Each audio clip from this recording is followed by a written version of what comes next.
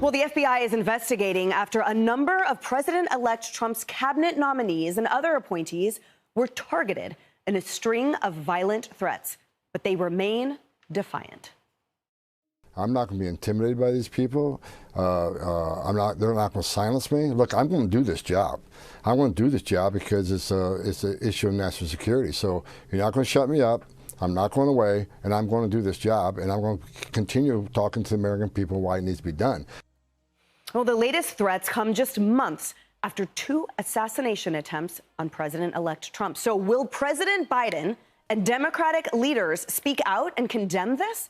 Fox News contributor and former Congressman Jason Chaffetz joins me now to discuss. Jason, will they come out unequivocally and condemn this frightening threats of violence? Well, they're on the clock right now. Good morning, Emily, and happy Thanksgiving. But they're on the clock. They could have done it yesterday. They better darn well do it today. I don't have a whole lot of confidence. Remember, we have a United States Supreme Court. They haven't offered the resources to protect the Supreme Court justices. So here you have the incoming Trump administration. You're not going to intimidate somebody like Tom Homan. I mean, come on, really? Of all the people out there, you think you're going to intimidate that group of people? It's just not going to happen. But what's concerning about this is it doesn't seem like it's some, one person who is just off their meds to be able to target those 9 people and beyond. There's a coordinated effort here, and the FBI's got to get on top of it. Not only do they have to identify, but they need to charge and then prosecute these people. America needs to see consequences for people that are threatening other people's lives. I agree with you. This is like the one group where it's like, yeah, mess around and find out. Of course, no one would be deterred. Of course, they will all be staunchly defiant. So it begs the question, Jason, why then do these people feel emboldened to do so? And do you have faith in the machine of law enforcement at this moment in terms of those leadership at the top to actually create and hold them accountable so that this does stop?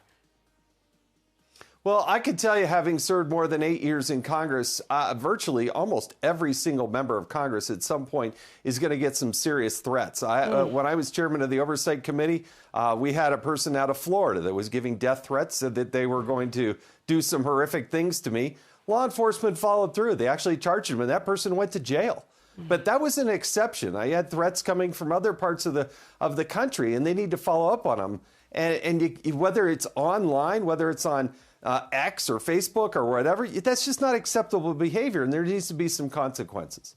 And there needs to be, to your point, the unequivocal condemnation by leadership in that party, including our current president and vice president, to take 30 seconds and come out and say, we will not stand for this.